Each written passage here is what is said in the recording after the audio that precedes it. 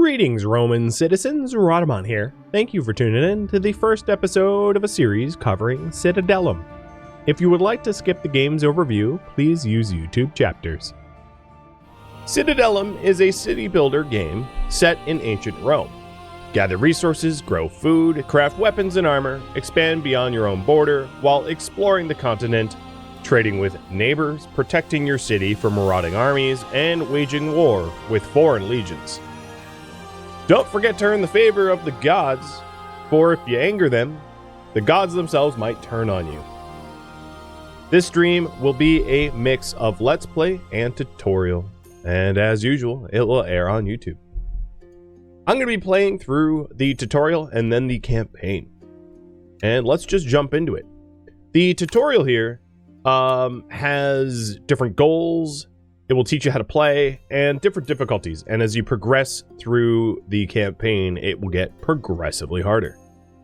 So let's just jump to it with From the Ashes.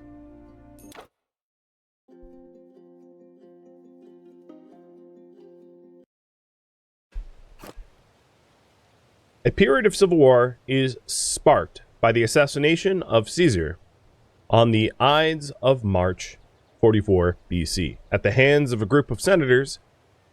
Gaius Octavius, Caesar's adopted son, returns to Rome and takes revenge on the aggressors and confronts Lucius Antonius. Forgive me if I'm bad at names. I don't care also. Brother of Marcus Antonius in the city of Perusia. After besieging the city, he orders it to be destroyed in retaliation against the traitors. It is your mission to move there together with a group of colonists and start construction of a new city under the name Augustus Perusia. Goal is to reach a population of 35 plebeians, to send 75 marble to Rome, and to create one trade route. Ave Dominus, I am Gaius Titus Cato, emissary of the Senate to help you manage your settlement. So this is just WASD for panning the camera, Q&E, and X and Z or mouse wheel to zoom. So zoom, rotate, move. Done. Start by building a forum. It will be the starting point of the city. The forum is the center of your settlement, also the place where the resources of the trade routes are stored. In addition to all the buildings you construct, you will have to be connected by roads to the forum. So the forum is, you can think of it as your city hall, I suppose. And you can also click on it to manage trade. So speaking from experience, the best place to place a forum is somewhat close to natural resources. There are, I would say, 5 natural resources of concern, which would be water, stone, iron, fertile soil, and trees, because you'll need all 5 of those for a thriving city. Now, water could be either open bodies of water or rivers. It doesn't really matter which. And then I would say you need roughly twice as much stone as you need iron for the most part. So I'm going to stick my forum right here. And it gets built. Now that we have a backbone of our settlement, we need houses for people to move into. If you build plebeian housing, immigrants will start to arrive, help you grow your city, and perform all types of work in exchange for a salary. If you expand the capacities of the buildings, fulfilling the necessary requirements, new inhabitants will join the city. The plots must be connected to the forum and on roads.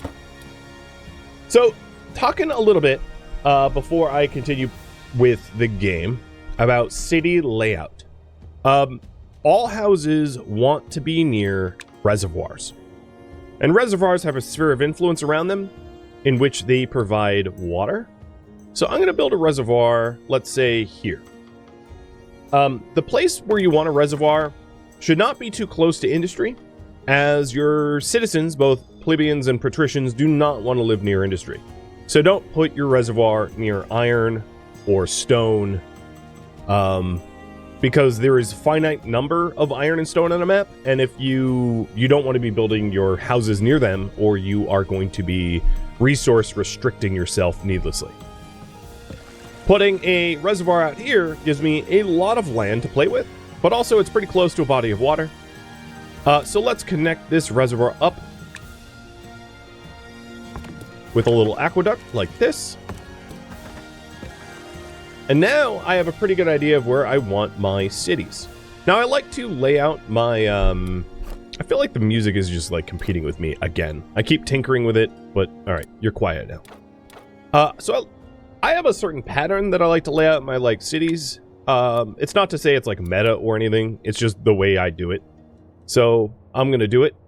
But what I'm going to do is I'm going to lay out 4 patrician or plebeian city domuses or whatever you want to call them, like that. Encircle them with roads. Connect them to the forum. That's it. And now the goal, the temporary goal, is to reach a population of 5 plebs. All right. Now, while we reach a population of 5 plebs, plebs will, and I'm just going to call them plebs now. They need wheat per day for food and desirability, which will come in later. I don't have any way to make or improve desirability now. What is the free space between the houses? You'll see. So there are other things that we want to set up for these houses. Engineer post helps to maintain buildings to keep them from collapsing and decay. And I'm going to try to cover all of the original houses and the forum with my engineer post. So now, once this engineer post is manned, this engineer will maintain all of the structures that have currently built already. The next thing I want to set up is a fire station. The fire station doesn't really need to cover the aqueduct. The aqueduct won't catch fire. But you do want to cover the houses and then the forum as well. So now I have a fire station and engineer's post built to cover all the houses that I've built. I don't have people working them yet, but that doesn't matter. People will immigrate and will fill those jobs. Another thing is if you build a fire post and it's not near an aqueduct, you'll have to build a well near it or supply it water some other way. If you might be able to tell if I mouse over the aqueduct, it will highlight once I'm close enough, as you can see. So building fire posts around your aqueduct is kind of nice. All right, the next thing we want to do before people move in is to set up some stone quarries. So I'm going to set up a stone quarry. Let's do it here.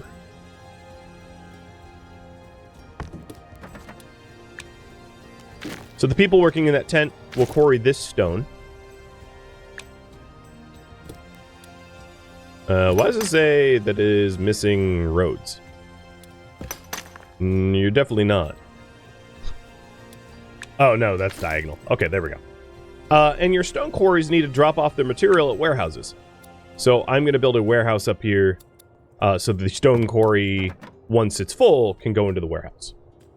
The other thing we're going to need up there is another engineer post, because, of course, this area is not covered by the original engineer post. And then, likewise, another fire station.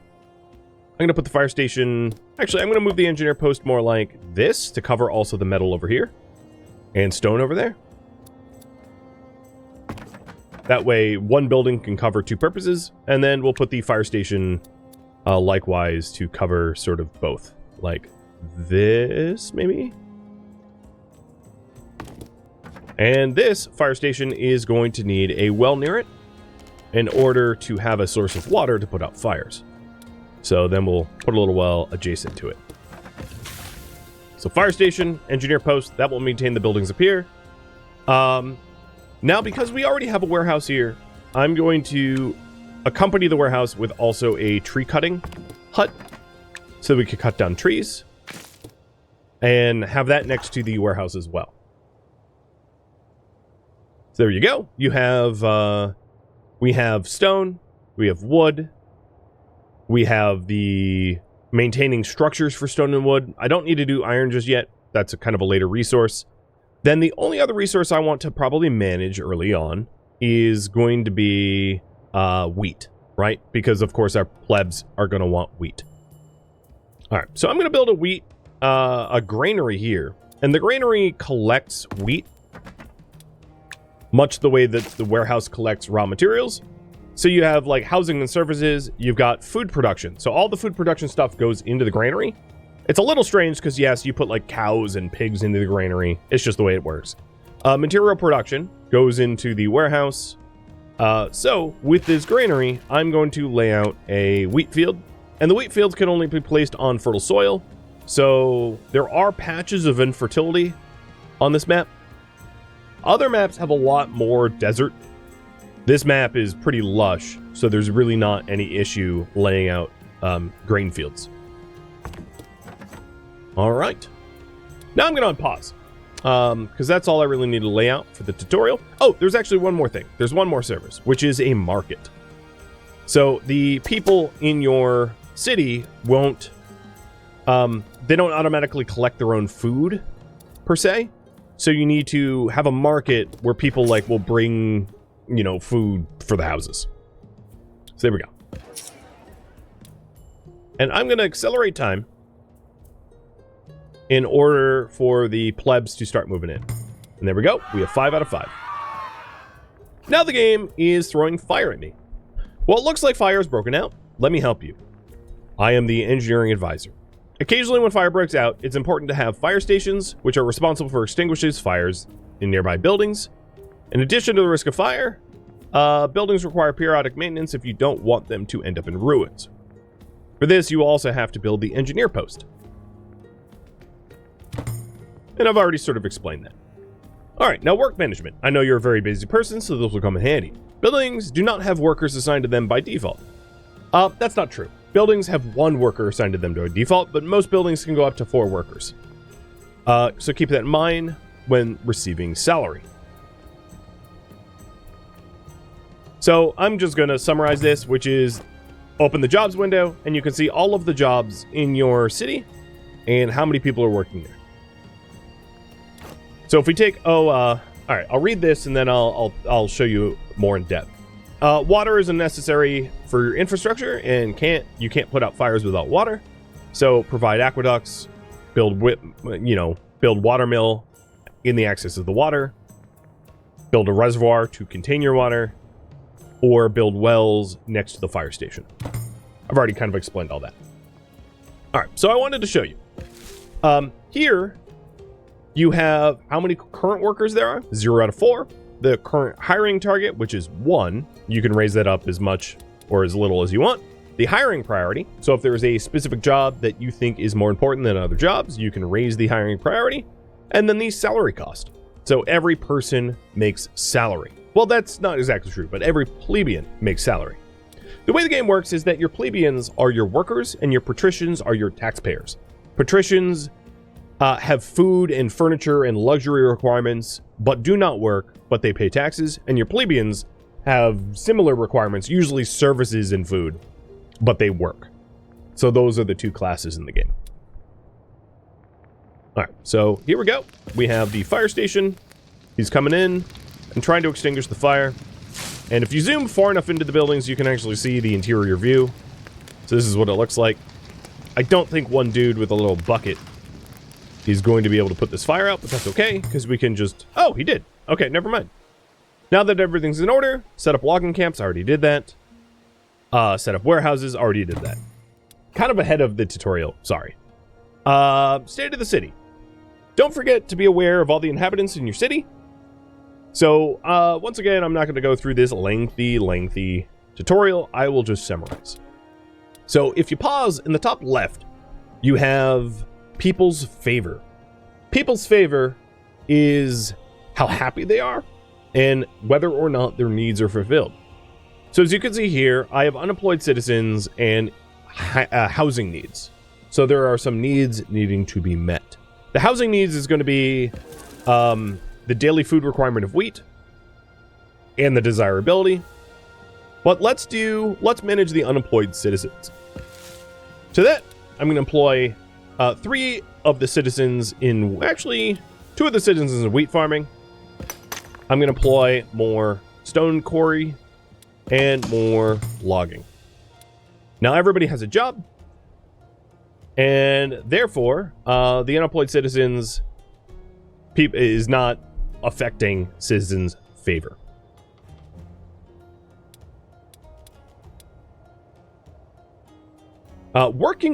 So if you want to adjust the workers' wages, which currently I don't want to do because we have a finite number of money that is decreasing because I don't have any patricians, you could go into the economy here, go into jobs, and raise or lower their wages, which will affect their happiness.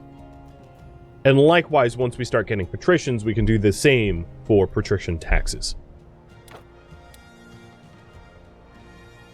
Alright, it wants me to assign 2 workers to the warehouse. Cool. Done. And then reach a population of 20 or more. That's going to be done in just a second, because I'm already at 19. Done. Now that we've hit that threshold, we have unlocked a new prestige level. So the prestige level is shown up here as a Roman numeral 2, because we're currently at prestige 2. You will unlock additional functions every time you level up your prestige. The most important one that we just unlocked would be the patrician housing. But we also got a bunch of new crops that we can farm. We have a sawmill that does planks of wood, a stone cutter which does bricks, you know, winery and topiary trees, and a tavern and baths and a tax office. So there's a bunch of things that get unlocked when you level up. And if you ever wonder about, and I'm not going to read this because I will explain this on my own. If you ever wonder what you get, you can mouse over this. So, for instance, in order to reach prestige level 3, I would need 40 plebeians and 10 patricians, and then it would unlock bridges, doctors, a bunch of prayer temples, medicinal herbs, fishing, chickens, bread, fishmonger, you know, hedges, that kind of thing. All right, generate 30 wheat using the wheat field. So what the tutorial I just ignored essentially was saying was to farm the wheat. And one really important thing to do, in my opinion, is to balance your production and consumption. It's easier said than done because numbers will constantly change as people immigrate or die or both. But right now I'm producing 240 wheat per day and consuming 105. In my current houses here, most of these houses are only like 2 or 3/5 filled. Some of these are actually just 1/5 filled. So what's going to end up happening is more people are going to immigrate to the city, up to currently 40. I have space for 40, meaning that, you know, the 105 wheat that I'm currently consuming will eventually double to, you know, 210 or so. And then if I start doing baking, you know, baking them into bread, it's going to only increase thereafter. So what's important is that you don't have a... What's important is that you're producing more than you're consuming, and that also you're not producing way too much, because if you produce way too much, you end up filling your granaries, and then you don't have room for anything more. So the way to get all these food to the city citizens is a market. I already built a market. It's already here. Have 2 people assigned to the market. And basically, the marketers just bring food to your houses. So, plebeians aren't the only class of citizens. Patricians are citizens who do not work, but contribute to the economy with taxes. So let's set up some patrician houses. So the patrician houses are going to mimic the plebeian houses just on the other side, like this. 1, 2, 3, 4. The initial houses here... Oh, these are all backwards. The initial houses here are also going to require a tax office. So what I'm going to do is put a tax office maybe right here. And that way, it's a tax collector that will collect taxes from the patricians. And then they will also need a market of their own. You could try to build it so that the market overlaps both, but markets aren't, you know, particularly expensive to upkeep. So I'm going to put my market here.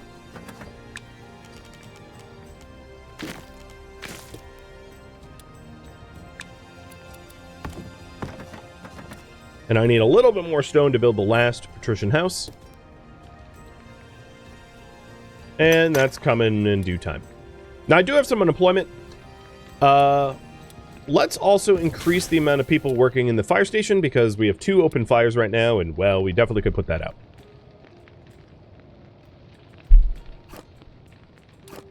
Man, I just can't get the volume right.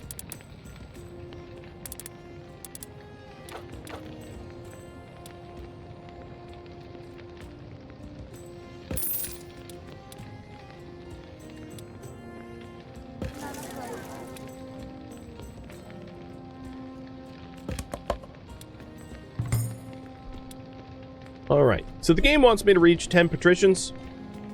That's pretty easy to do. We are almost all the way there. Done. Prestige in progress. So it's informing you that in order to level up, you have to fulfill the prestige requirements. So in this case, get 9 more plebes. And then, in terms of progress, the patricians are right now only paying 50 in taxes, but my workers' wages are 460. So obviously I'm not in the net positive. So that's something we could work on as well. And it wants me to reach level 3 prestige in the city. Got it. Now the patricians here have a totally different diet of melons and cabbage. So let's start growing melons and cabbage, because I have unemployed people that could be working, and I might as well be making patrician food. So there is melons and cabbage, and I'm going to put one more on wheat as well. Okay, fires are out. Good. My patrician population requirements have been met. We just need one more plebe. Done. Next, you are the military delegate from the Senate, so let's talk about the region map. In the region map, you can move around and explore to explore terrain. So I am going to footnote this with my own input, which is that in most cases, you should not be exploring early on. And the reason being, the more you explore, the more hostile armies you're going to find, which is going to drive up the difficulty. And this will become more relevant later on when we're not in the tutorial and we're like fighting foreign armies. So it wants me to discover the city of Vanetta with my explorer. And Vanetta's down here. As you can see, it like kind of tells me where it is. So here we go. So we just move the explorer around, and then when they get to a new region, they will take a while to explore an area, and then once they're done, it will reveal the area. If there's a relic or artifact there, you get to decide what to do with it. If it's another city, you can trade with it. If it's an army, it might kill your explorer, or your explorer might flee in time. It's kind of a toss-up. All right, and then back at the base here, let's figure out what else we can do. So one thing that would be nice is to increase the quality of the decorations around. So what I'm doing is laying out some parks. And what happened here was that this plebeian housing went to level 2 because it met its desirability requirements. To hit level 3, it needs baths, it needs onions, and it needs carrots. So let's start growing onions and carrots. And for that, I am going to set up another granary. In my experience, granaries and warehouses at maximum work can collect roughly 4 fully staffed production facilities. Which means, like, even though the granary has a really large sphere of influence, if you fill it with fields, your fields are going to absolutely fill themselves up with, like, whatever crop they're making, and then not be able to do anything with it, because they will be at max capacity. So, try to balance your resource collection and resource generation well, in other words.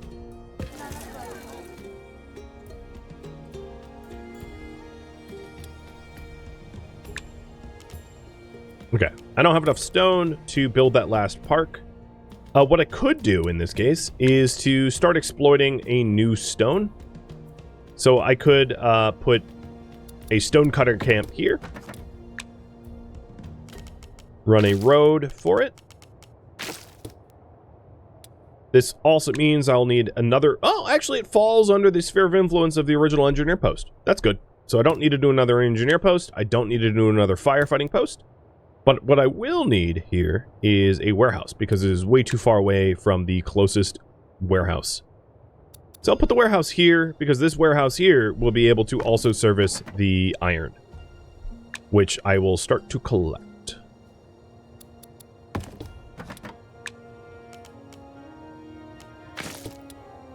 All right, there we go. And I'm going to raise the hiring target of here up to 4.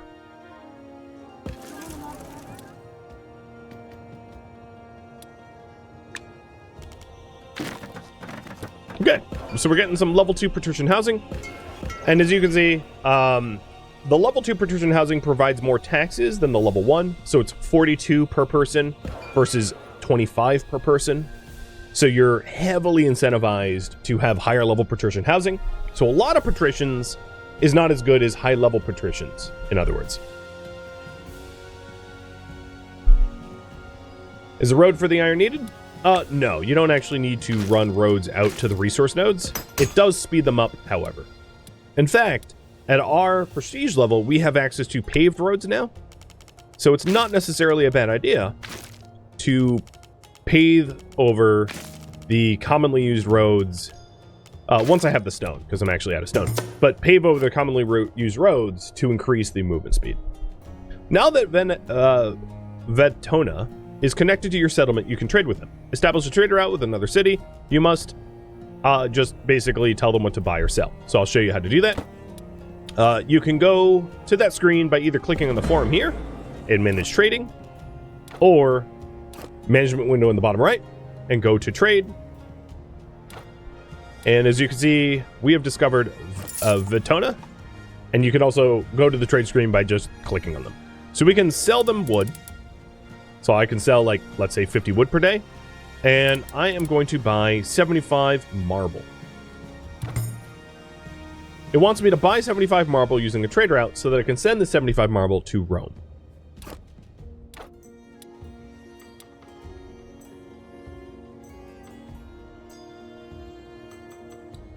And if you take a look at the top here, there is a day progress. So, for instance, your economy per day ticks when you hit the end of, when you hit a new day.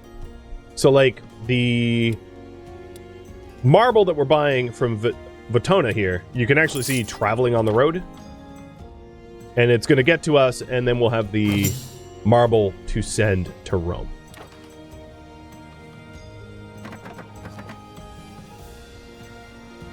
I have a lot of unemployed citizens right now, but for the sake of the tutorial, I don't really care, because I'm about to win this scenario anyway.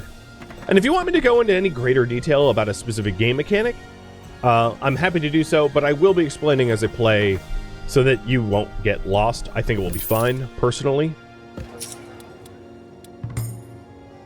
Okay, so we just imported 75 marble from Vetona, and we're sending it to Rome. And that's the mission. So this mission essentially tells you or teaches you how to lay out very basic cities. It doesn't really go into any advanced resources. It doesn't go into weapons or combat or anything like that. So let's go to the next mission. Thank you for tuning in to Citadelum, which originally streamed live on Twitch October 29th. If you have any feedback or questions for me, let me know in the comments below.